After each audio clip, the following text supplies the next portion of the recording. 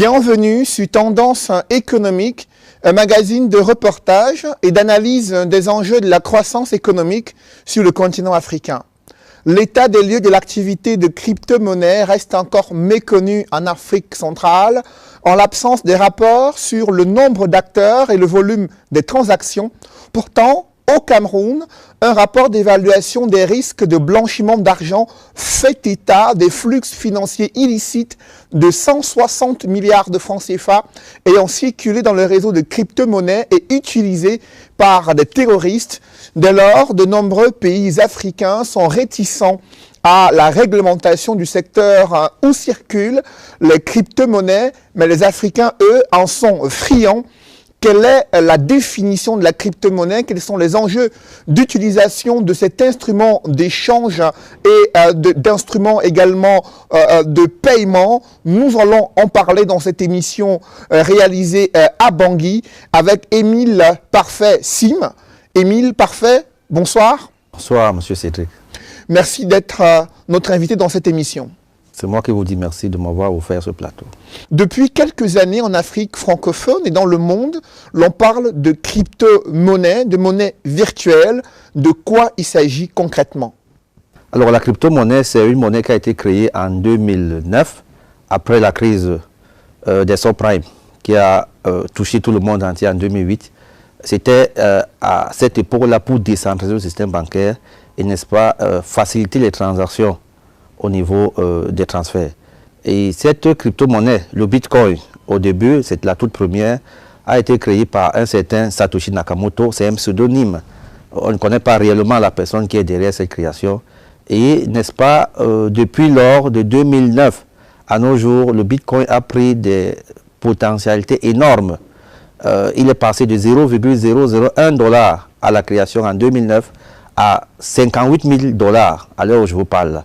Donc, c'est une monnaie décentralisée, c'est une monnaie numérique, c'est une monnaie digitale, c'est une monnaie qui repose sur la loi de l'offre et la demande. Et quel est son mécanisme de fonctionnement, Émile Parfait, pour un Camerounais qui souhaite accéder à la crypto-monnaie? Comment ça fonctionne concrètement?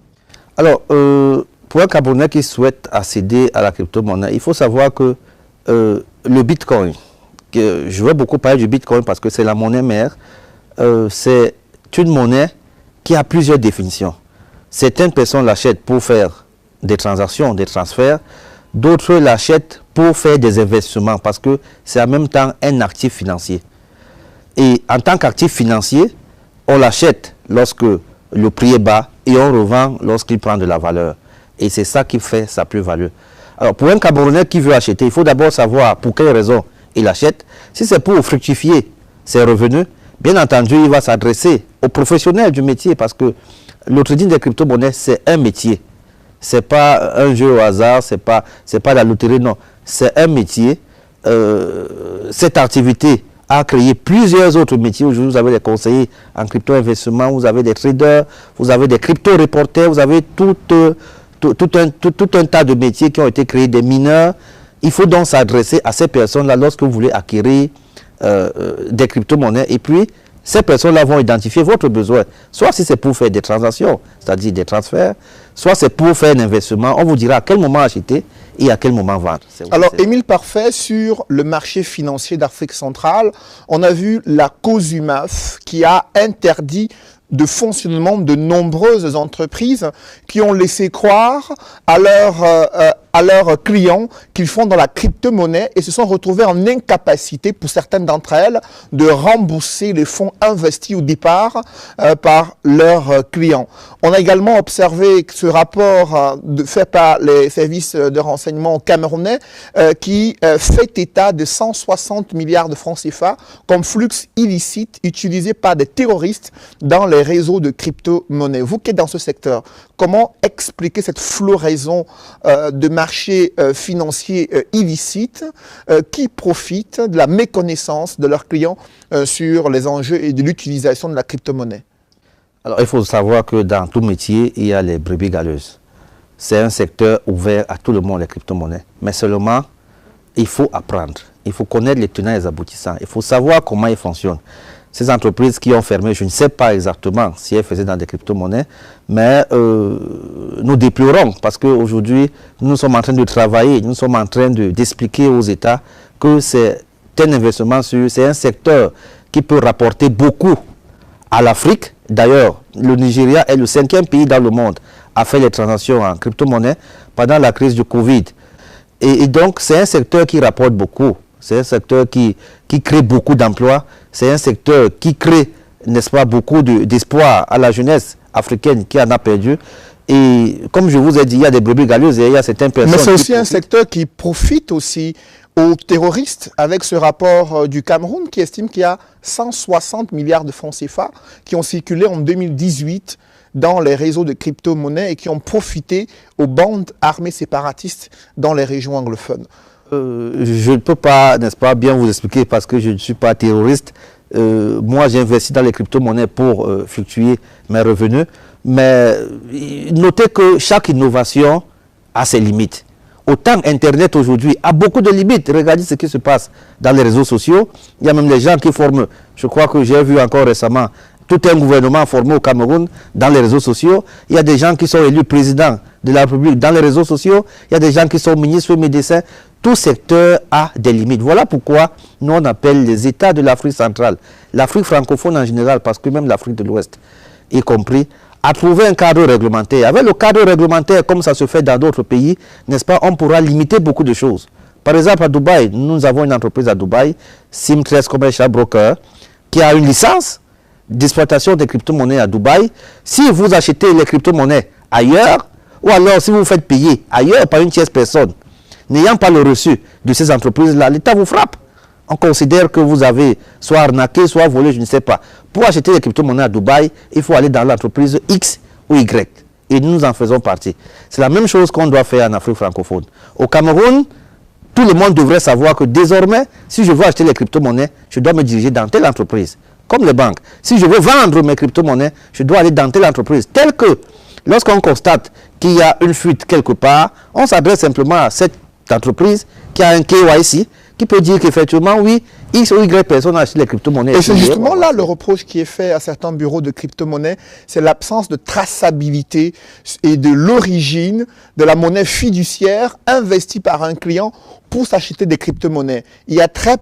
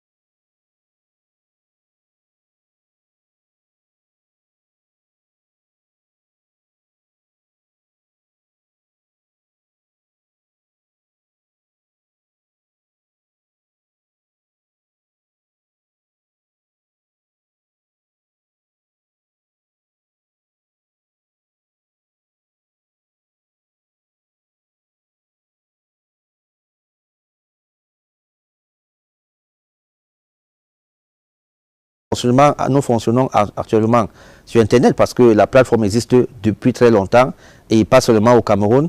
Et donc, l'investisseur doit lui-même faire un travail préalable. Rapprochez-vous de cette entreprise, n'est-ce pas? Prenez tous les renseignements nécessaires sur l'existence même réelle de cette entreprise avant de vous lancer. C'est la même chose, hein, lorsque je veux acheter de l'or, rapprochez-vous de l'entreprise qui vend de l'or. Mais quand le ministre des Finances sort une note où il cite des entreprises qui, selon lui, évoluent en marge de la réglementation et dont vous faites partie des entreprises citées, quelle démarche vous faites pour montrer la transparence et la crédibilité de votre structure? En continuant à évoluer sur Internet, est-ce que vous ne mettez pas en marge la réglementation faite par le gouvernement camerounais?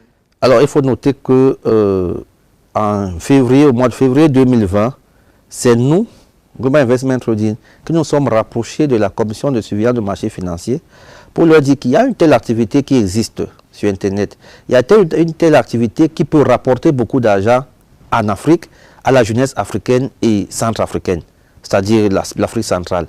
Nous avons déposé un dossier de demande de réglementation, d'agrément. Mais sauf que, comme je vous le disais tout à l'heure, les crypto-monnaies ne sont pas encore reconnues en Afrique francophone. Dans plusieurs pays au monde même, ce n'est pas seulement une histoire de l'Afrique, dans plusieurs pays. Et donc, il était question que la COJEMAF et même le ministère des Finances s'assoient, que ces deux institutions s'asseyent et trouvent un cadre réglementaire. On ne peut pas réglementer ce qui n'existe pas. Même la loi dit que la réglementation précède l'activité. Il faut qu'il y ait une activité qui existe d'abord. C'est à partir de cette existence qu'on peut sortir une réglementation. C'est comme les mobile money sont venus en Afrique, particulièrement au Cameroun. Il a fallu 3 ou 4 ans pour qu'on trouve un cadre réglementaire pour les mobile money. Si quelque chose n'existe pas, comment est-ce que vous allez la réglementer? Ce n'est pas possible. Mais Émile Parfait, il y a une réaction à travers le monde. Le système financier traditionnel est réticent à l'existence de la crypto-monnaie. On a suivi plusieurs banquiers et économistes de renommée internationale qui émettent des réserves sur la crypto-monnaie comme une monnaie refuge et comme une opportunité d'investissement sur le long terme. Comment vous réagissez? Je dirais simplement que nous sommes au XXIe siècle. Autant la communication a avancé, souvenez-vous qu'il y a 20 ans, WhatsApp n'existait pas. Même l'adresse mail n'existait pas. Pour envoyer une lettre à votre frère en Europe, il fallait passer par la poste, attendre 3 mois pour qu'il reçoive la lettre et 3 mois pour qu'il donne la réponse. Aujourd'hui, la communication a beaucoup avancé. Aujourd'hui, avec WhatsApp, je peux faire une conférence au moins dans 50 pays au monde, avec Zoom, etc. C'est la même chose avec la finance. Je vais vous surprendre en vous disant qu'à l'heure où je vous parle, plusieurs banques plutôt sont en train de s'intéresser à l'activité de la crypto-monnaie. La preuve en est que Visa, qui est la plus grande plateforme de paiement dans le monde, déjà désormais accepte les paiements en crypto-monnaie, le USDT. C'est le dollar numérique, le USDT. PayPal, aujourd'hui, c'est la plus grande plateforme de paiement mobile en ligne sur Internet, accepte déjà les crypto-monnaies. Chase Bank, aux États-Unis, de JP Morgan, aujourd'hui conseille ses clients sur les placements en crypto-monnaie. Bank of America, moi, quand j'ai les crypto-monnaies aux États-Unis, je vends dans Coinbase et Coinbase dépose de l'argent dans mon compte. Ce n'est qu'une question de compréhension. Mais au Nigeria, la Banque centrale, elle, a demandé aux différentes banques commerciales de fermer tous les comptes qui font des transactions en crypto-monnaie.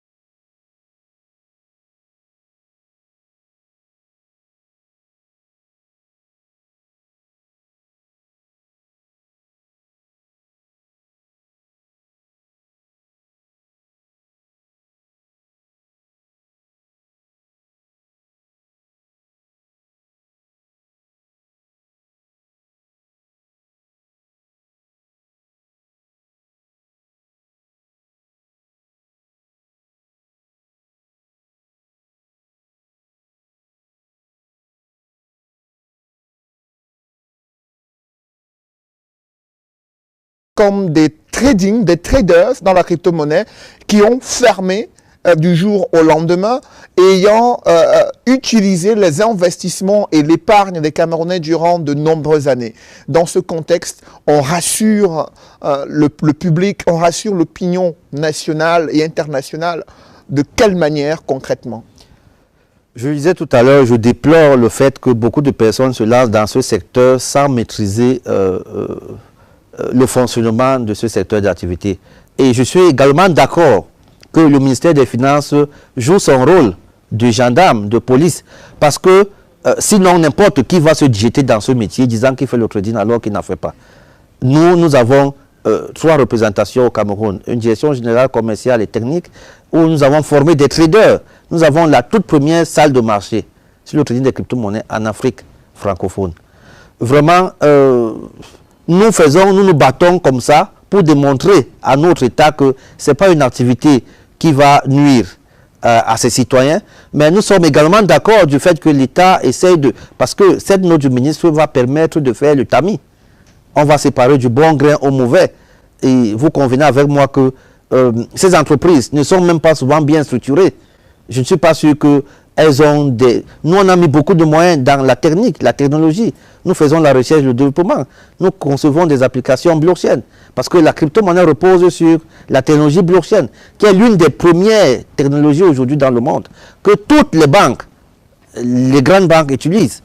Et donc, malheureusement, comme je vous ai dit, dans tout secteur, il y a les bébés galeuses, mais nous, on va travailler d'arrache-pied pour démontrer au gouvernement que c'est un secteur très, très porteur, c'est un secteur qui peut enlever beaucoup les jeunes dans le chômage, c'est un secteur qui peut auto-employer les jeunes, parce que, voyez-vous, l'État ne peut pas recruter tout le monde. Il faut des secteurs libéraux comme ceux-là pour que le maximum de jeunes, la quantité de jeunes qui sont en chômage, puissent trouver de quoi faire et se bâtir une vie dans les 3, 4, 5 prochaines années. En tout cas, je suis de ceux qui pensent que si on veut atteindre l'émergence à l'horizon 2035, il faut mettre un accent sur l'économie numérique et particulièrement les crypto-monnaies. Alors, Émile Parfait, vous parlez d'opportunités pour les jeunes de la sous-région Afrique centrale.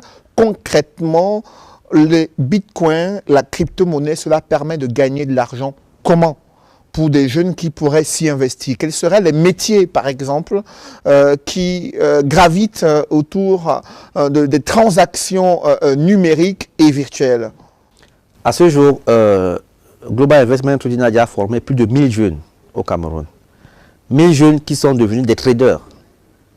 Un trader, c'est celui-là qui entre dans un marché financier, achète à prix bas et revend lorsque son actif a plus de la valeur.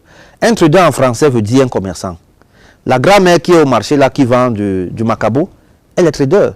Le papa qui vend ses têtes de chou est trader. Parce qu'il peut acheter en Djombe à 1000 francs une tête, il revient vendre à Douala à 2000. Il a son bénéfice. Aujourd'hui, nous avons formé plus de 1000 jeunes au Cameroun qui s'emploient eux-mêmes. C'est-à-dire qui sont devenus des traders, qui entrent dans le marché, achètent des crypto-monnaies et lorsqu'elles prennent de la valeur, revendent. Nous avons des vidéos de personnes satisfaites partout au Cameroun et dans tout le monde entier. Et il faut noter que c'est un marché qui pèse 1903, à l'heure où je vous parle, milliards de dollars. 1903 milliards de dollars. L'industrie de la crypto-monnaie. Avec un volume de transactions journalier de plus de 200 milliards de dollars par jour. C'est un argent qui est comme ça en l'air, qui ne demande, qui ne vous appelle que de venir le prendre. Vous entrez dans un marché où il y a plus de 1 million de traders dans tout le monde entier. Ce n'est pas l'argent du Camerounais, ce n'est pas l'argent du Nigérian, ce n'est pas l'argent du Centrafricain, ou encore moins l'argent du Français. C'est l'argent de tout le monde qui est placé là. Maintenant, celui qui connaît mieux, c'est comme dans le football, c'est celui qui connaît mieux jouer, qui gagne le match. C'est celui qui connaît très bien trader, qui sait à quel moment acheter. Bien entendu, qui a appris. Parce que pour acheter une crypto-monnaie, il faut passer par plusieurs analyses. Nous avons l'analyse fondamentale qui vous permet de connaître la qualité de la crypto-monnaie, quelle est sa valeur ajoutée, parce que c'est un marché qui compte plus de 8500 crypto-monnaies en bourse. Il faut connaître pourquoi acheter cette crypto-monnaie, déjà pourquoi elle a été créée, et après faire l'analyse technique, à quel moment l'acheter et à quel moment la vendre. Nous aujourd'hui à Global Investment Trading, nous sommes l'une des premières entreprises en Afrique à avoir créé une crypto-monnaie, le Simcoin, coté en bourse. Si vous partez dans CoinMarketCap, c'est la bourse des crypto-monnaies, tapez Simcoin Swap, vous allez voir notre crypto-monnaie. Elle vaut en ce moment environ 1,21 $. Elle est entrée en bourse le 5 janvier 2021 à 1 $. elle est montée jusqu'à 3 $, elle a rechuté à 0,8 et maintenant elle a 1,21. C'est la loi de l'offre et la demande. Et justement, ces fluctuations-là, observées sur la valeur des différentes crypto-monnaies, est-ce que cela ne risque pas d'être un point faible de l'investissement dans ce secteur?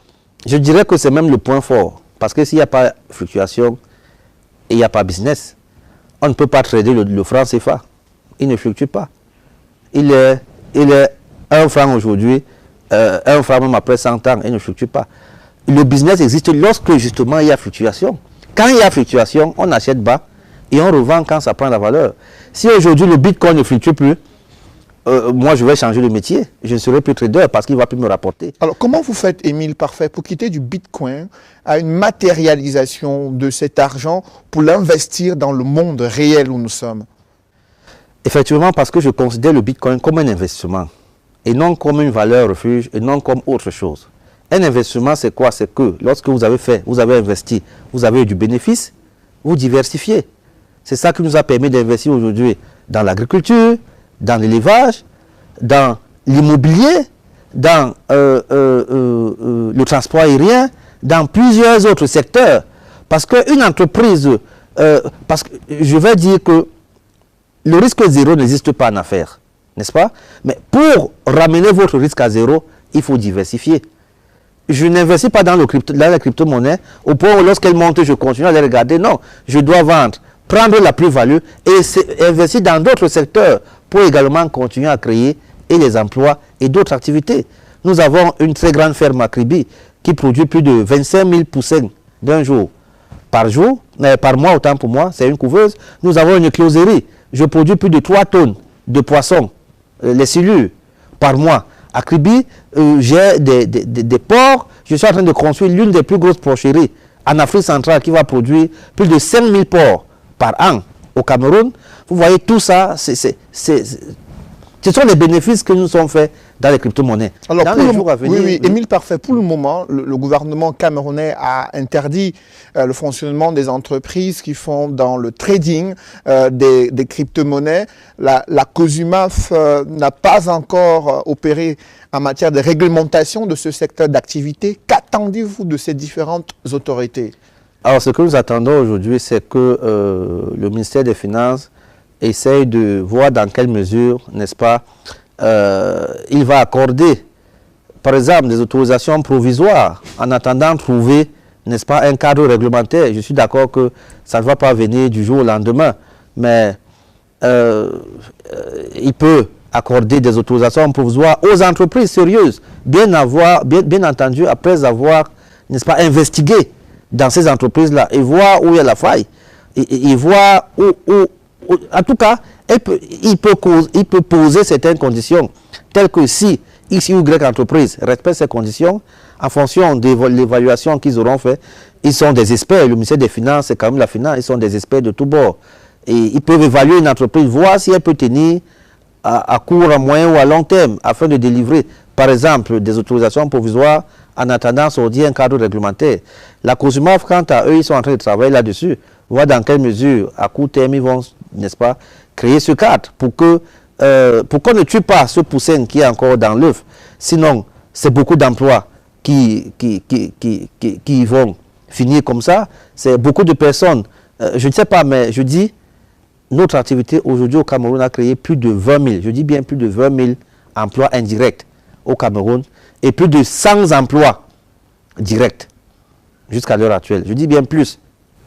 Merci, Émile Parfait Sim. Je précise que vous êtes un spécialiste en matière de crypto-monnaie. Vous avez également une structure que vous avez mis en place au Cameroun pour faire du trading dans la crypto-monnaie et vous avez été mis en demeure par le ministère des Finances. Vous l'avez dit, vous attendez de l'assouplissement de la part des autorités en charge de la régulation du système bancaire en Afrique centrale. Mesdames, Messieurs, c'est la fin de cette émission. Merci de l'avoir suivi. Rendez-vous dans une semaine pour une nouvelle édition de Tendance économique.